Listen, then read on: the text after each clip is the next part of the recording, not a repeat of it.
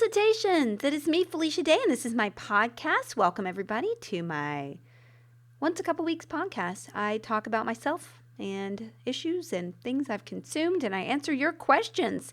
I need questions, y'all, so please send me questions at hashtag Felicitations on Twitter. Sean Sandy Looky Look, my podcast mod, collects those things, and he puts them in a spreadsheet for me where I can draw upon them for fun times all the time. This has been a really good week. He also, by the way, Sean also does a wiki for the podcast. So go to felicitations.fandom.com if you want to look at all the books that I've recommended over the last year, or TV shows, or I don't know, whatever. And that's it. I'm very excited to have this podcast today because I get to talk about my trip to Washington, D.C. It has been a busy month. November has been quite busy. You know, whenever November 1st starts, like literally the day after Halloween, I was like, let's put the Christmas sweater on. I don't care. I'm shameless. I've decided to be shameless. I used to complain about people who did things too early. I'm like, do it. I listen to Halloween songs 24/7, 365, man, because my baby is obsessed with them. You can do any holiday anytime you want. You want to sing a carol in July? I won't punch you. You do it. You do you, man. So I was, so November has been like, whatever, I'm in Christmas time now already. But I did do a really cool trip to Washington, D.C. with my baby because I have been on the road. All of September, I was doing press for my book. I was also doing a lot of other work. October, I was on book tour. Then I immediately started an acting job for 3 weeks. And then finally, I felt so guilty because the baby was like, Mama, Mama, Mama. I was like, okay, I'm going to take you with me to Washington, D.C. and then Louisville to go to Galaxy Con in Louisville.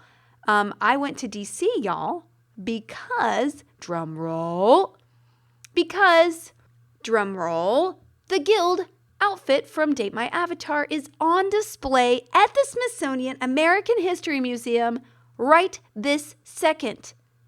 Yes, my sweat is in the museum because I didn't dry clean it before I gave it to them. So if you want my DNA, one day someone could break in and scrape that, whatever cotton or whatever linen and clone me. And I'll say, as long as I'm dead, go at it. I don't care. Clone me. I don't care. Just treat me cool. Anyway, it's on the 3rd floor, right around the corner from the ruby slippers from Wizard of Oz, one of 7 pairs, I believe. Guys, I learned so much about history in the Smithsonian. Ryan, the curator, who was the one who reached out and asked to include my outfit in the archives, it was such an eye-opening thing about how they work. So the curators, they take care of all the stuff. They clean it. They store it, and I would love to tell you all the stories about how I got a tour in the archives of the Smithsonian American History Museum. I would love to tell you what I saw in those archives. I cannot. All I can say is that there's not as much room as I would have thought, and they have to be really, really picky about what they pick. And I had a discussion that made me cry because they were like, yeah, we had to turn down this TV show and this movie and this celebrity because we just don't have room for everything. We have to pick things that are culturally significant.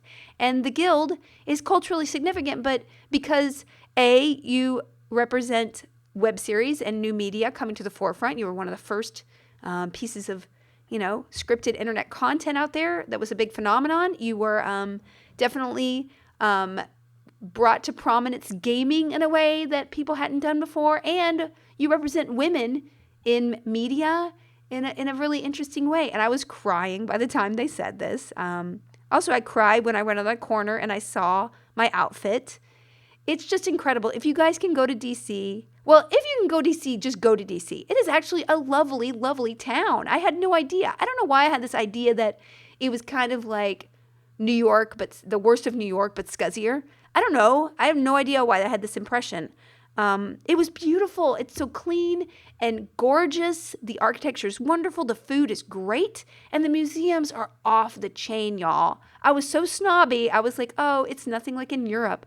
Guys, the National Gallery in D.C. is one of the best collections of art I've ever seen. And I've seen a lot of museums.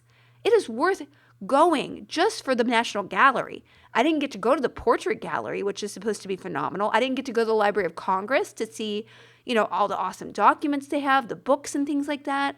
I went to the Natural History Museum, which was wonderful. So many awesome collections. I also went to the American History Museum that has the Batmobile and Julia Child's kitchen and all these other rotating exhibits. They do like 40 different exhibits a year. So whenever you go, you're going to see something different that they draw from the archives or get, visitors for, or, touring things. I mean, it's really phenomenal. I went to the Native American Museum, and I also went to the African American Museum, which is fairly new and just gorgeous. Gorgeous architecture, incredible history there. There is an Air and Space Museum there that has like rockets and spaceships and all this stuff. It's really wonderful. And I don't know. And there's a carousel. It's just lovely. We went to it's just wonderful. And it makes you proud to be an American. I hate to be corny about it, but it really is gorgeous. It really represents our nation, and I think its best light. And almost all the museums are free. I did go to the Women's History Museum, which is a little bit off. I think it's more of a private museum. That was like $10 to go, but it had a beautiful collection of art only done by women, and they have, again, rotating exhibits and performances there, and they have a little cafe. So we went to the Building Museum, which was gorgeous, and they have this big toy area, a building area for kids. So there's, I don't know what to tell you guys. My whole worldview of DC was just like flipped on its head in 2 short days. I definitely wish I had gone 3 or 4 days, because then I would have been able to see more. I would have been able to go to Georgetown and see a little bit more. I would be able to go to Congress, or, there's just so much to see. I would urge anybody, if you have not done a vacation in DC, go. It really is breathtaking. Not only the museums are wonderful, but just seeing the Capitol in person. It's so small, in a weird way. It's kind of like when you see a movie star in person, their head is either much smaller or much bigger than you ever pictured. It's like you're never like standard head size, right?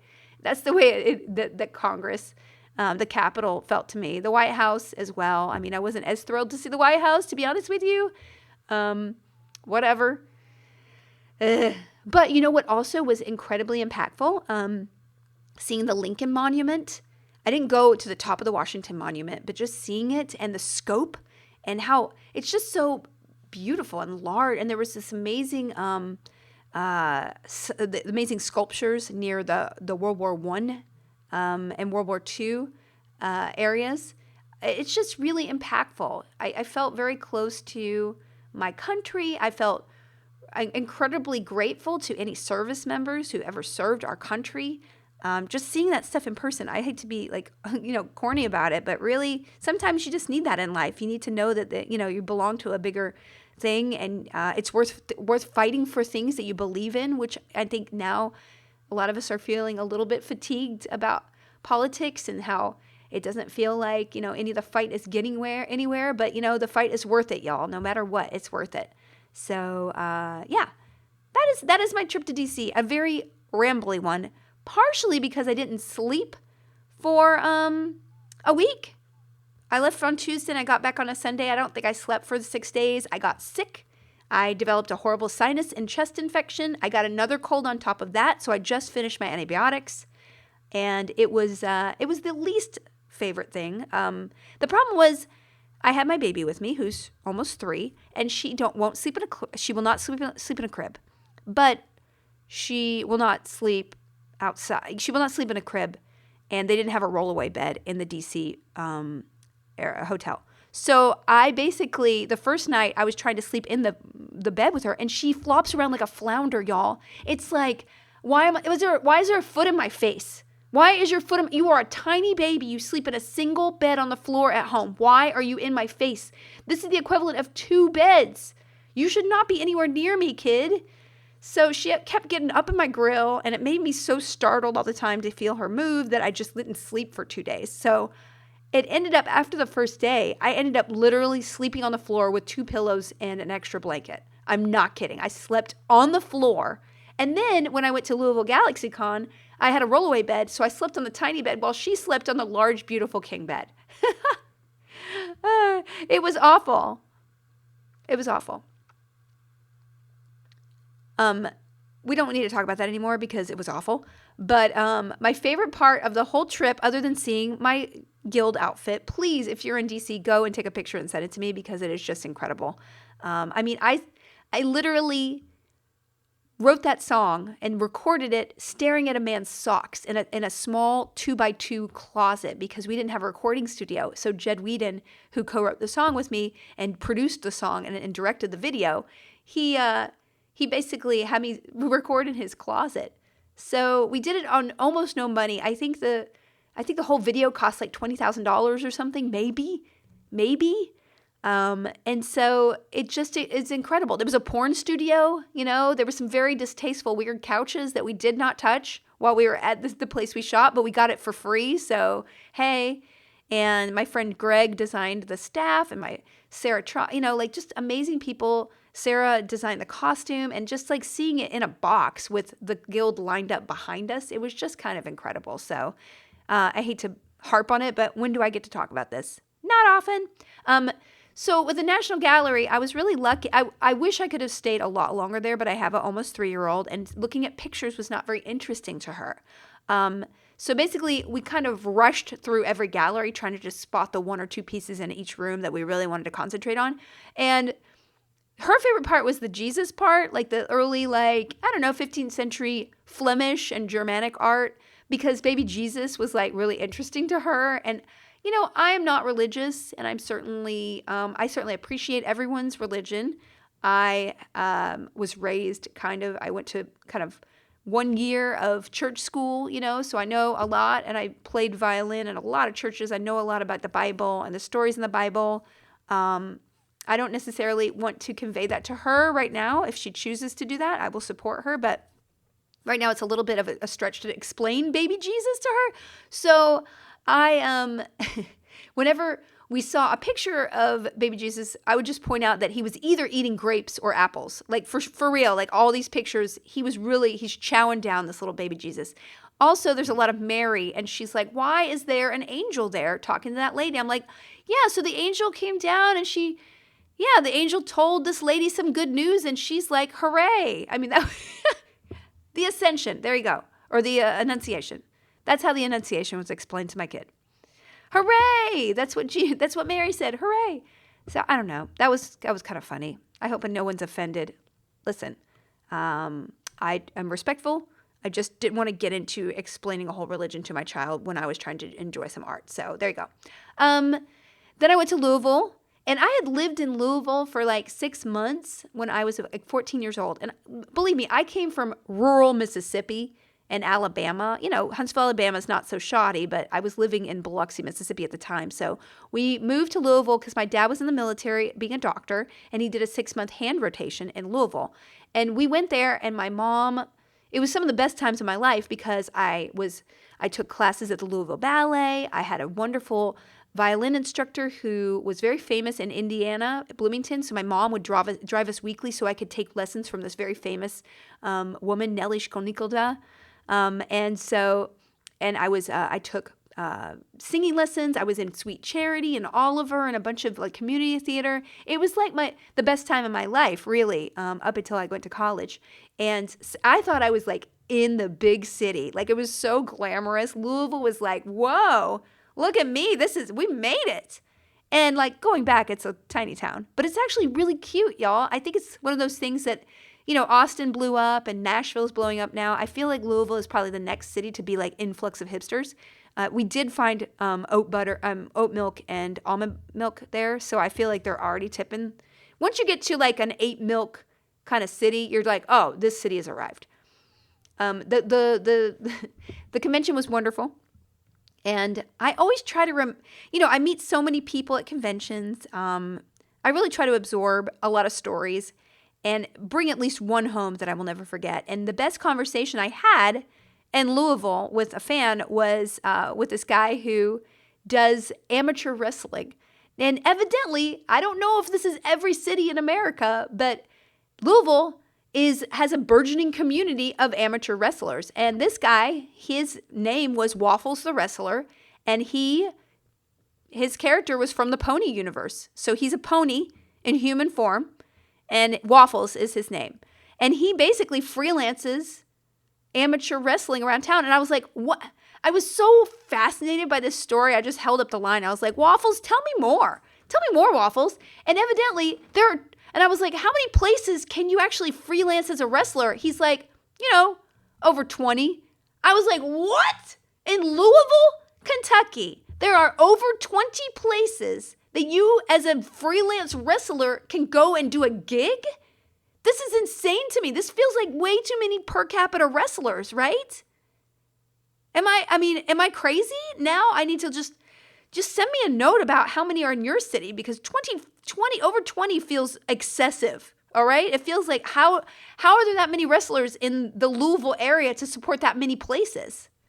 I'm still confused, but I'm fascinated, and I would love to see Waffles wrestle one day. That's all I got to say. And I don't understand how he's a pony. He's a pony. He's from the pony universe, but in a human form. So I don't know. All right. Then I came home and I was sick for a week, and I cooked my ass off. I cooked so much food, y'all. I made like rice pudding. I was just in a mood to just make things I've never made before, like, scones and rice pudding, dulce de leche rice pudding, which was delicious. Yesterday, I made chocolate almond butter oatmeal, which was incredibly easy. I definitely recommend, if you're trying to find somebody a gift, get them an Instant Pot and just have them go to town. I mean, I use this thing all the time. I know I talk about it all the time. It is my great joy, but I put steel-cut oats in there with 2 tablespoons of unsweetened cocoa and 3 cups of water, and just put it in for 10 minutes and then let it sit for 10 minutes. And then I threw a bunch of almond butter in there, and that was it. And it's delicious. It was so good. I posted a picture. It kind of looked like barf online, but I assure you it tasted delicious. And then Thanksgiving was great. I mean, Thanksgiving. You just eat too much, and then you can't sleep that night because you're like, why am I eating this much? And then you eat leftovers for 3 days, and you're like, I hate this holiday. And then about a month later, you're like, why don't we eat stuffing every day? So that's kind of what happened. I had family in town. It was lovely. I had family come in and surprise that I haven't had Thanksgiving with them in years, like a decade. And it was just really lovely. Calliope was so cute. She was so sweet about it. It was, I don't have a big family, a very, very little family. I've got 2 or 3 relatives, and that sense of family is not in her life in a bigger way. And having like 4 people over, she was so cute. She took out all her stamps, her animal stamps, and lined them up, and she says, I'm making a family like we are. And it made me cry. Oh, God, I'm getting sappy. Ugh. Anyway, so that's been the last 3 weeks of my life, and it's been kind of crazy. I've enjoyed myself thoroughly, but I'm ready to get back into it. I'm full-time on a writing project right now. I have so many pages to write in December, but because I'm so behind on this project, I am.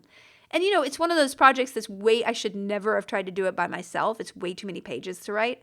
And yet I'm just like, you know what, Felicia, you gotta get those training wheels off and just ride the bike. I don't care if you fall off. I've been very, very tentative over the last several years, just writing and putting myself out there. I feel like I set the bar too high for myself in a sense, and I'm feeling kind of drifting. Ever since I left my company, I felt like I don't really have a direction. I still feel that a little bit, but I'm getting better to the point where I've just cut off a lot of things that I don't feel enriched by, and I'm only trying to do things that I feel are pushing the envelope, making me scared in a good way, or kind of something I'm really super excited about, or someone I'm super excited to work with. That's kind of my 2020 resolution, which I'm still formulating right now. But I want to start the new year off with a little bit more structure, more direction, and just having more fun. The other day I did an episode of Nerd Poker, which is a D&D podcast that records in town. And I just randomly ran into Brian Posehn and Dan Tefler, who is the DM. And they were like, come on. I'm like, great, because nobody really ever invites me to things. I think that either people don't know about me, they've forgotten about me, or they think I'm not available. And I'm like, please invite me places. I'm lonely. So I was so excited to play D&D with them. And I feel like part of me has not done the things that I've been known for in the past, because I feel like I don't want to be an also-ran. I don't, and with the whole D&D group, everybody's doing D&D, and I have this hipster thing where I'm like, I don't want to do things that people are doing already, especially since I kind of, I could, I'm not going to claim credit for anything, but I helped, boost a lot of people who are prominent now, and that's fine. They did the work. It wasn't me, but I don't want to feel like I'm trying to copy somebody else's success. But at the same time, I've been denying myself the fun of playing just for fun. So I'm going to try to maybe get a group of just friends and play, even if it's once a month. I'm like, I had so much fun that 2 hours at a stranger's house. I didn't even know these people. I'm like, I'm so desperate. I'm going to go to across the valley and try to play with a bunch of people I don't know who are lovely, delightful people. And they were like, well, you can come back. And I'm like, really? So anyway, look for those episodes coming up. And that's it. As far as consuming, I'm going to go through this quickly. I did not read a lot. I've been traveling. I've been so tired and sick. I haven't been able to read. So I did finish The City We Became by N.K. Jemisin. It is a preview. That book is not out until April, and it is so good, you guys. It really is like the haute couture of urban fantasy, especially if you know anything about New York City. It is a love letter to New York City. And I wish I knew New York a little bit better because I feel like there'd be a layer of, oh, wow, I know that train and I know that overpass and I know all these things. I feel like now I want to read the equivalent in LA. So highly recommend it. Her writing is incredible. It's going to win a bunch of awards. And if you want to pre-order it, it's available for pre-order now. I decided to get real thinky and I downloaded The Odyssey by Emily Wilson. It's kind of the first time a woman has translated The Odyssey on a bigger level. I'm just in the middle of it now, but it's actually incredibly readable and incredibly fascinating. I love Greek and Roman mythology, and reading prose like this, it's iambic pentameter. She translated it into loosely a sort of Shakespearean rhythm. It's really wonderful, and she uses this verbiage that is very conversational, so it doesn't feel arcane or hoity-toity. It's very much like he went there, it's just very simple language that makes it feel less like I'm doing a homework assignment and more like I'm just reading an enjoyable story. So, and then also reading it on the Kindle, I can double click and kind of look at more history on like, oh, what is that island? And what is that god? And I don't recognize that guy's name. And it gives you a little more context. So I don't know. I'm having a great time reading it and it puts me to sleep wonderfully, which is great. The next book, as soon as I finish The Odyssey, I will be reading The Ninth House by Leigh Bardugo. I'm a huge fan of her work. She wrote the Grishaverse. I don't know if you guys have read it. It's going to become a TV show on Netflix pretty soon. My friend Eric Heiserer, who adapted The Arrival, incredible writer, huge nerd. He's actually show running that show, and I cannot wait. It might be, Wheel of Time I'm kind of excited about, but I'm actually more excited about the Grishaverse coming to life, just because I don't know. I know the people behind the scenes, and I just, the Wheel of Time is, I don't know, I might be too close to it to be objective. So anyway, lots of really good nerd and geek stuff coming out on TV next year, guys, or the next couple years. We are set. That Black Widow trailer. I have never even been a Black Widow fan. I'll be honest with you. I'm like, okay, she's not superpowered. She's how is she and Hawkeye surviving right now? But I've always gone along with it because I need a woman to kind of be my point person in a group like that to really invest in. And she's always been like problematic for me. And that trailer hooked me in a way that Black Widow has never hooked me before. I just saw her story not being in service to the other dudes, but really being about her and these other women. This sounds really cool. It just felt really cool. It felt like kind of a born identity kind of thing for a woman. There was that Charlize Theron movie. I cannot remember. Was it Blonde Bombshell? I can't remember. That was not a good movie, but the fight sequences were incredible. And this reminds me of them, and I'm very excited about it. Pardon me. So those are the things that I'm reading or read. And as far as watching TV, it's been a wash as well. I've been out of town. And I can't watch TV when the baby goes to sleep in a hotel room because it'll wake her up. I usually watch HGTV. So basically, I just kind of sat and stared at a wall or read a book. I read another book, and I cannot remember what it is that I would really like to share with you guys. Let me see if I can look it up. Oh, yeah. It was a book that I'd had on my Kindle forever called Firethorn that has the most beautiful cover. It has so many problems inside it. I mean, the writing is wonderful. The writing is really lovely. It just has so many problematic women being assaulted by men in the book. And I kind of felt a little fatigued about it after a while. I really, I just don't like I understand when you're in a fairy tale world that did happen to women all the time. Listen, you were not a woman just walking around in the 13th century thinking, I'm not going to get, I think that, but in fiction, it just feels like, do we need to do we need to reinvent like this fairy tale world and have more women be taken advantage of sexually? Or,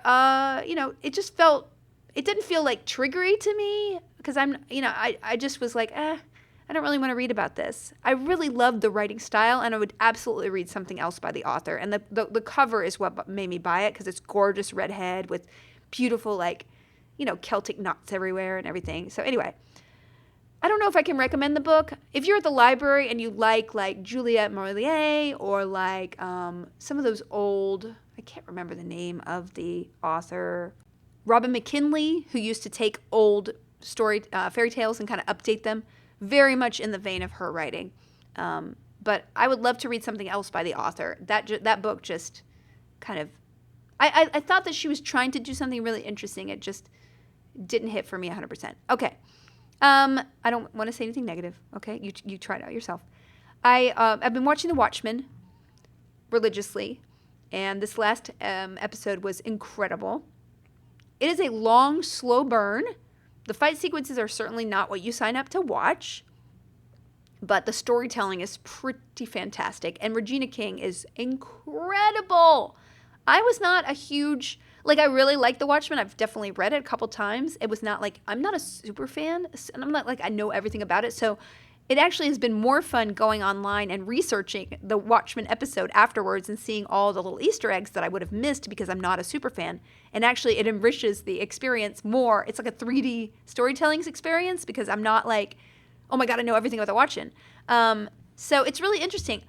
I mean, I certainly don't think Alan Moore, I guess, won't talk to Damon Lindelof about it, which is kind of ballsy. You're taking somebody's work and you're just making a sequel without even consulting with the original author. I feel like that's kind of weird. As an author, I'd be like, huh? But at the same time, it's really interesting. The analogies he's doing, the dealing with race is just really fascinating. I cannot wait to see where it goes next week. So definitely worth watching. It's certainly one of those things where you're just like, oh, this is not like every other TV show. I don't see the cookie cutter. I'm being surprised. And the acting is so incredibly good that it's worth it. Downton Abbey, the movie, by the way, I watched that last night or 2 nights ago. Oh, you guys. I mean, I'm a huge why am I being so negative? I don't like dogging. I don't like saying anything negative about anybody's creativity, okay? But Downton Abbey, I will say I loved it and it wasn't very good. Can I say that? It was just so, I don't know if I can spoil things. Okay, spoiler alert just for Downton Abbey, just for the next 1 minute. Okay, should I time myself? It was just the stakes were so low. It was just a little bit silly. The thing with the assassination attempt just coming and then just going and nobody talking about it was so crazy to me. And then at the end, I'm dying, and then boom, we're over. It was just very odd. I know I cannot imagine writing that many characters and juggling them all, and it was so masterfully done in that way. I think it was just the assassination attempt coming out of nowhere, being stopped, and no one actually hey, you stopped an assassination. No, everybody just went back to tea. It was so odd to me. So by all means, watch it because it's 100% worth watching if you like Downton Abbey. If you don't like it, it's just another episode of Downton Abbey you will not like. But I loved it. I love the costumes. I love everything about it. I'd watch it again even if I didn't really think it was great. Okay, let's do some questions. Hi, Felicia. Christopher Long asks, just wondering what the weirdest food combination you have ever eaten is. Mine is kiwi and cheese. Love the podcast. Okay, the weirdest food combination I have had would be peanut butter ham. Would not recommend. But at a fancy restaurant, they had pickled green strawberries, which were actually quite delicious. They were I got a pickle plate, and I love pickles. And then I looked down, I was like, what the hell is that? and it was tiny little baby strawberries, like green strawberries. And first of all, I felt like, oh my God, I'm eating baby strawberries. This is offensive, and I'm a murderer. And then I ate them. I was like, this is delicious. Pick them baby strawberries. Okay. Praneet Malvia asks, loved both your books so much. Oh, thanks, Praneet. Love the Guild and Twitch streams. Which two acting roles have you played that most closely resemble the real-life Felicia, and why? This is a good question. I mean, I think every acting role you ever do, your job is to find within you an organic connection between you and that role, okay? So I feel like everything I've ever done, even as goofy as like a post office commercial or the sci-fi, Red Werewolf Hunter movie, like I have found a touchstone with all those characters because that's the only way you can really react in a natural way, I think. That's just me. I am not an Oscar-winning actress either, so there you go. But of course, Codex would be the number one character I've ever played. That's just like, because it was me. I was an autobiographical character who was me in a very moment of distress. I was not writing at the time of my distress. It was like a year or two afterwards. But I certainly was writing from the heart and trying to convey a point of view that I wanted people to understand who was me. Like she was completely me. I was not depressed at the time in the way that Codex was, but I was always anxious, and I was really living my truth in that character, and it was wonderful. It was so nice to have an outlet for who I am truly, and that's kind of what I'm looking for as I go forward. When I create roles for myself, I'm like, what do I have in common with this character? What do I want to say about the world that only I can say through this character, whether I'm just reading other people's words or I'm reading my own words that I create for myself. So definitely Codex. And I think that the other character is Charlie from Supernatural, only because I think Charlie took things that I underestimate myself about. She's really brave. She is bold, and she is a rebel and like actively a rebellious person, like with her hacking and things like that. And I think that Charlie made me be a braver version of myself. So in fact, playing Charlie made me be more of who I could be in life, but I was a little afraid to try. Does that make sense? Sometimes they say fake it till you make it, or fake it and it's so. And I think with Charlie, I was like, okay, I need to be a lot bolder. I need to be a lot more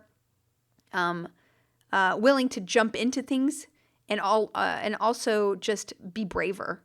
And that's what Charlie did for me. So I think obviously those are the two roles that people know me best and love me best for. So I guess there's a tip, when you're an actor, try to find, something that's really close to yourself to really dig into. I certainly am not Codex, certainly not now, especially. I'm a lot more well-adjusted and enriched in life. And with Charlie, I'm not, a person who'd be like, okay, let's go kill some Leviathans. No, I would not be that person, but I have it in me. I know that as a person. And that's why I think I like acting. I don't want to be other people. I want to know myself better. And that's it's another thing that acting can help you do, because we sell ourselves short when we're kind of stuck in our own body sometimes. So yeah, thanks for that question. Okay, Xanar asks, on your latest Twitch stream, you mentioned you'd love to live in a heist movie. I too would choose this option, but only if the option for underwater/submarine movie wasn't an option. If given a chance, do you have any other movie genres that you would choose to live in more than a heist film? All right, well, first of all, I really admire you, Xanar, for saying underwater submarine movie. That seems like hell to me. I certainly would never, ever want to be underwater in a submarine in real life, much less a life where basically you're in peril inside a submarine. That sounds awful. I think that any movie genre with a talking animal, I think I would want to be in, especially like, one of those Disney movies from the 60s, That Darn Cat, or, the talking monkey thing. I kind of love that. Ted, which was not a movie I love, but I just like the idea of a bear who could talk, you know what I'm saying?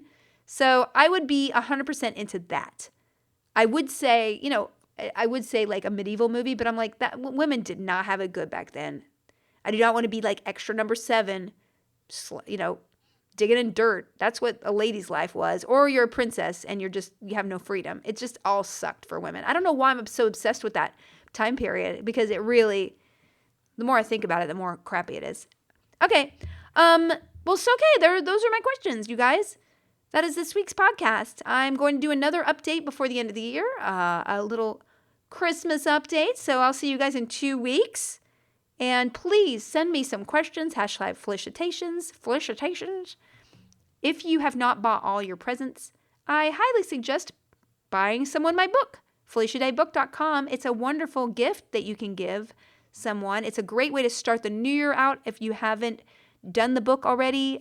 It will definitely give you ideas about just kind of focusing your life and going forward. It really has helped me. I've been channeling the book a lot and trying to think about what I want to do personally for 2020. And I've narrowed my goal list down to 3 things. And I'm just going to ruthlessly like concentrate on one starting January. And I think it's really going to be so much better for me than, this kind of unstructured life that I've been kind of wandering through this year with you guys, which has been fun anyway. Whatever. Okay, I will see you guys later. Please subscribe and leave a review if you can. And I will talk to you. Bye-bye.